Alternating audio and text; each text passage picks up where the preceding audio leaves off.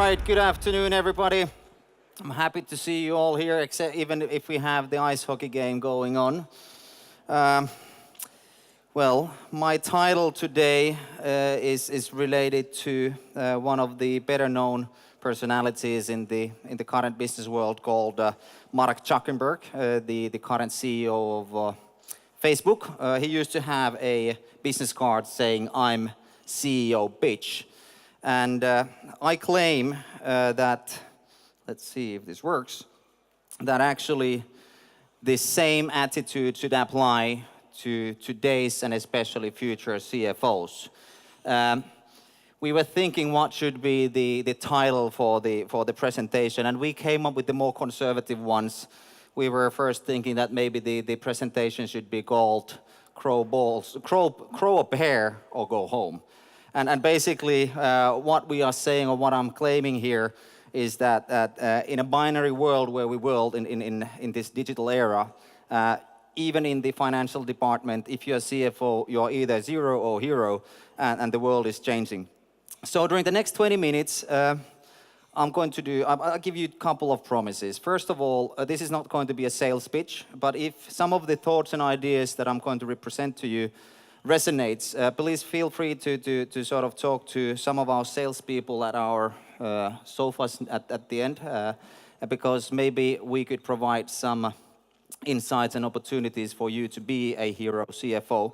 And secondly, everything that I say here is true to me. It's based on my personal history and perception. I'm not claiming that it would be true to you.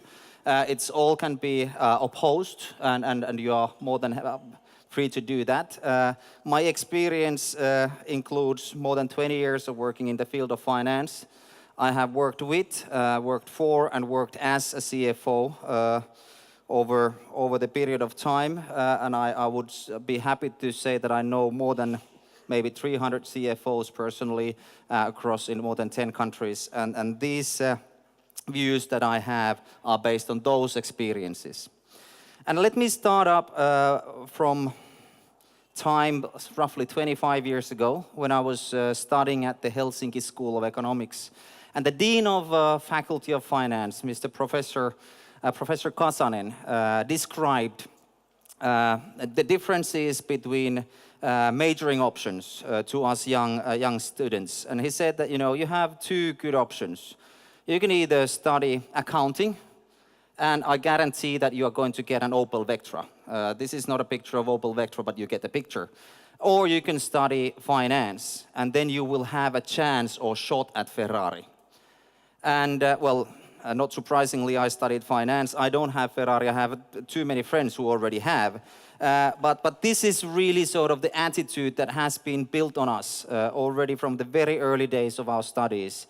That, if you want to have that certain quiet life, go and study accounting, become either an auditor or CFO, and it's going to be nice and quiet and easy, and you will have your Opel Vectra, or today maybe your Audi A6, and your nice summer cottage and dog, and everything is cool. But I claim that this is no longer the case. Even for CFOs, the world is binary. You're either going to be zero or hero. And basically, I'm not claiming that there hasn't been change in the past as well.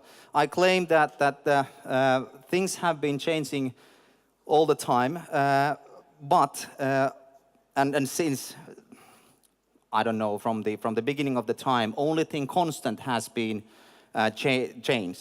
But the only thing certain is that the amplitude and frequency of change is continuously increasing. Or shortly put, the world is not changing as slowly as it is changing today, never again in the future. And this has a huge impact to the world of CFOs, which means that CFOs running their financial departments need to, if the change hasn't hit you yet, it will be around the corner. If it hasn't hit you yet, you're actually too late. And some of your competitors will be sort of passing you by in a minute. And one of the first perception, again, this is my opinion, and you can oppose this, but I think that the ownership is actually driving the progress from the perspective of CFOs. I believe that ownership matters. I've worked with family-owned businesses, but now lately I've been working mostly with private equity-owned businesses. And I claim that private equity will be the winner. If you're looking into the past, you had your silver foxes, the entrepreneurs who built profitable businesses. I claim that there is only a handful of these silver foxes who are willing to play the game of same type of risk taking as private equity or listed companies take to actually survive in this environment. And why I claim that? I claim it because when you're in private equity, you take huge risks, you leverage your capital structure, you put in incentives for CFOs and CEOs and for the entire organization, and you drive the businesses so aggressively that in a long run they will outpace the companies that take a more traditional approach. And why this is good for the CFOs, and here comes a secret, if you haven't heard of it yet, let me reveal it. And I've heard this from every single private equity partner I've worked with. They've always said that, it's easy to find a good CEO. Good CEOs grow on every branch, because in their world, CEOs are, salesmen and sort of people with overinflated self-esteem like me. But then you always need a pair. In a world of private equity, you always need your top talented CFO that actually takes care of the figures and the business. And they said that it's 10 times more challenging to find a good CFO than a CEO, which means that this ownership is driving the progress and making CFOs more and more important and driving the business. And also, the fact that we have more and more private equity players and listed companies which are running the field, the term profitability is getting a new meaning.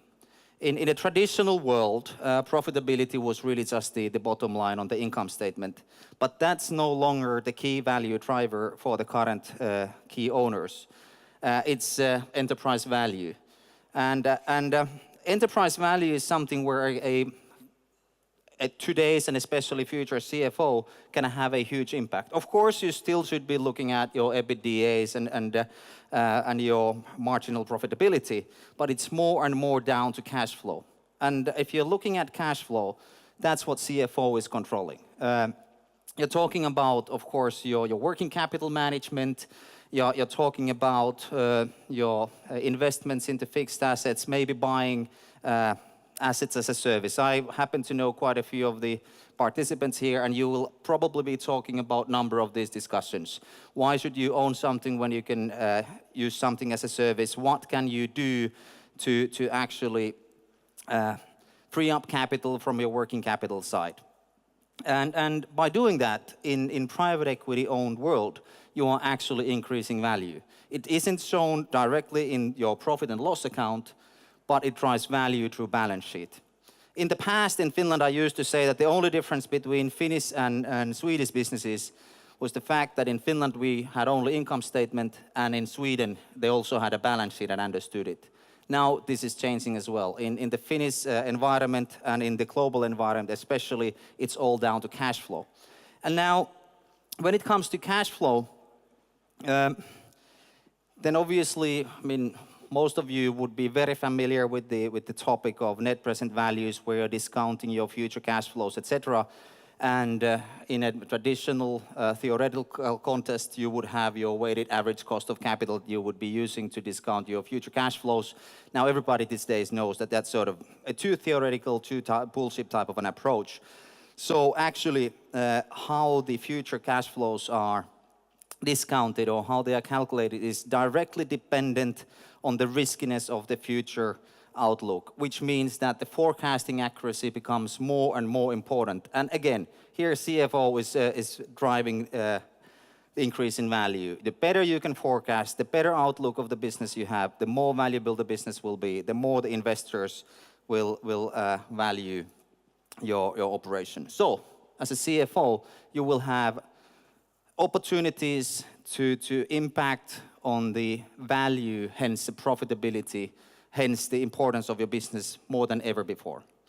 Also, the digitalization or digital businesses, everybody here, I accept, assume is very familiar with Moore's law, which defines that the rate of development in the IT world is ever increasing, and that is hitting now or has hit the financial departments as well.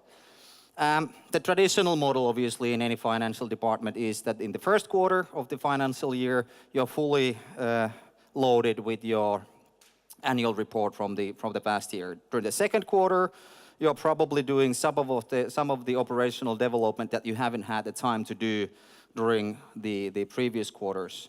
In the third quarter, you probably have your strategy update with the board of directors, and then the fourth quarter, you're spending on preparing a budget for next year. And that's a typical annual calendar for your typical financial department. Again, you can disagree with me, but that's my personal experience. And I claim that due to Moore's law, still these same elements apply, but instead of talking about a year, you should be having this routine on a monthly basis. So every month you need to update your forecast for the next year. Every month you should know exactly where you are. Every month you should sort of focus on your strategic projects. There is continuous M&A activity.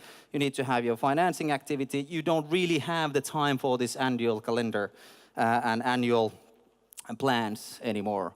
In some of the tech-driven businesses, even month is too long of a time. You actually need to react on a daily basis. Some of the web-based businesses, you actually need to be reacting not on a weekly, but on a daily basis.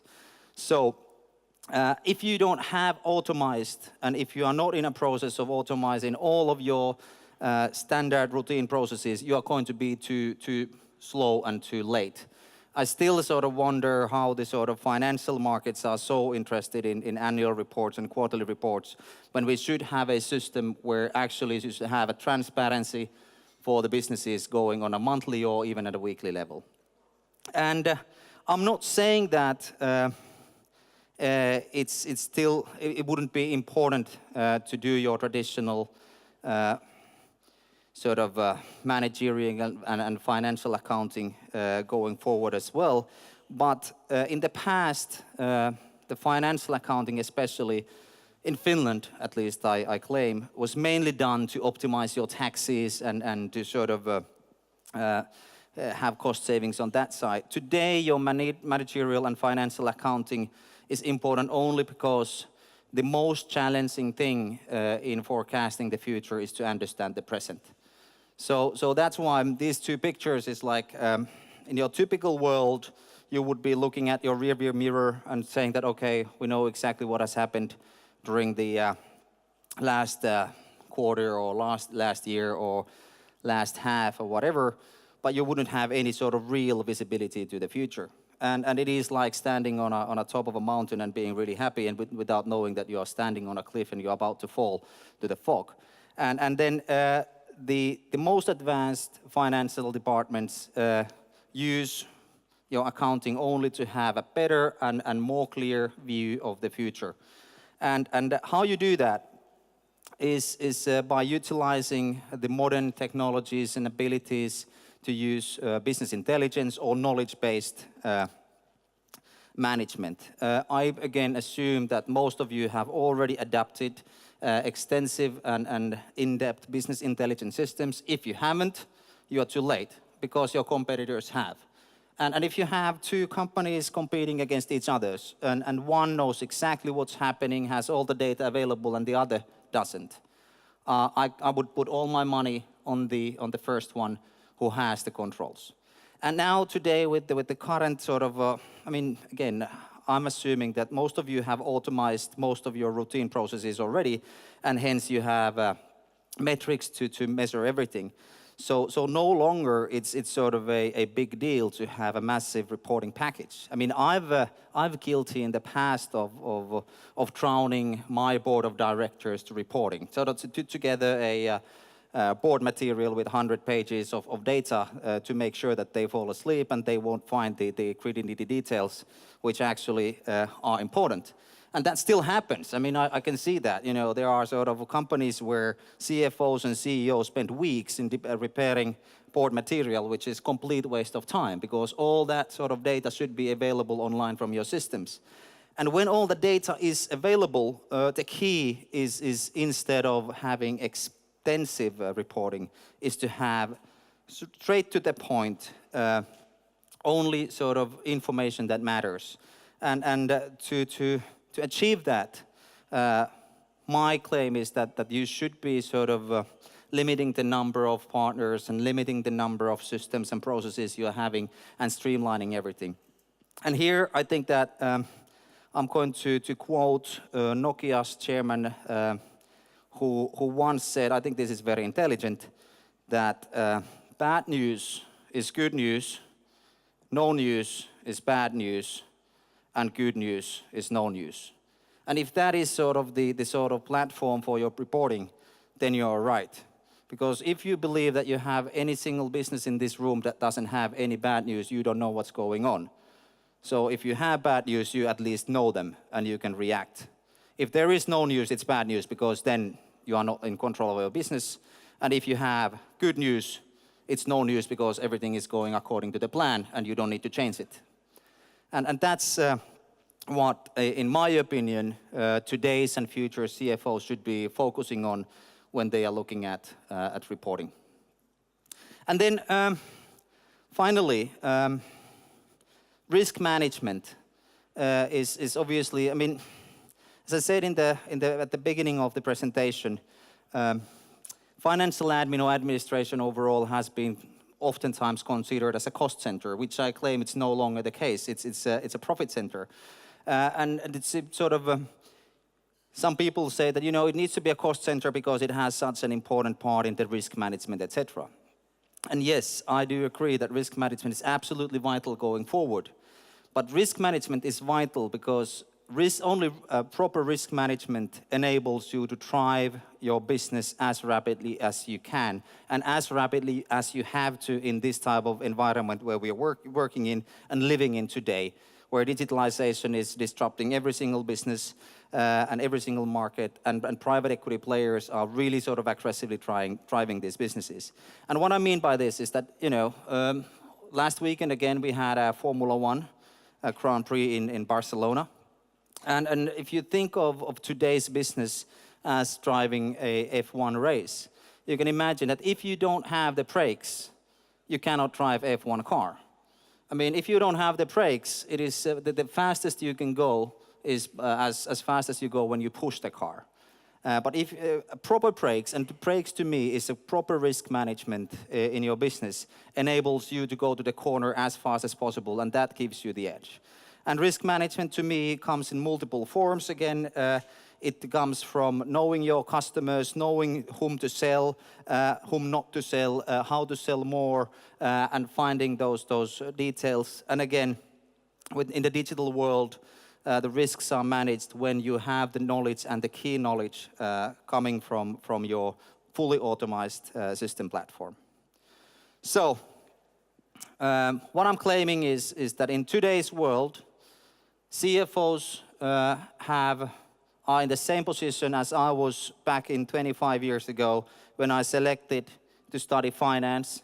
And I selected, I think it's more exciting and better to have a chance to drive Ferrari if you want, rather than having a certain Opel Vectra. I think that's the same for CFOs of today. The days of CFOs where sort of you had your safe environment and your annual routines are over, and the CFO can have an impact bigger than ever before. But it also means that it's binary. You are either hero or zero as a CFO. And I do hope that all of you will be the hero CFOs. And if you feel sort of uncertain and think that, what sort of steps could I take to be the hero, feel free to talk to one of our sales guys at the Ropo Capital Desk. They have probably some ideas. Thank you very much.